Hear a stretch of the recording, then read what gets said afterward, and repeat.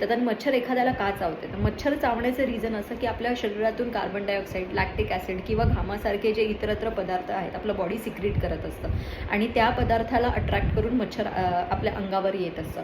Mosquito रिपेलंट्स ज्याला आपण म्हणतो, हे युजली हे जे आपल्या शरीरातून सिक्रीट झालेले प्रोडक्ट्स आहेत याला मास्क करायचं काम करतं आणि त्याने नवीन मच्छर अट्रॅक्ट होत नाही.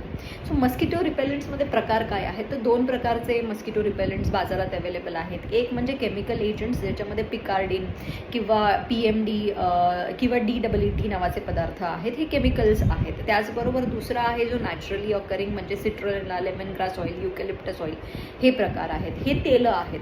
तर आपल्या बाळासाठी आपण कुठले मस्किटो रिपेलंट्स वापरा? युजली 3 महिन्याच्या खालच्या बाळासाठी कुठल्याही केमिकल कंटेनिंग एजंट्स अजिबात वापरू नये. तो सर्वात चांगलं आणि बेस्ट वे जे तुम्ही करू शकता म्हणजे बाळाला संपूर्ण अंगावरती कपडे घालणे, म्हणजे पायात सॉक्स किंवा हात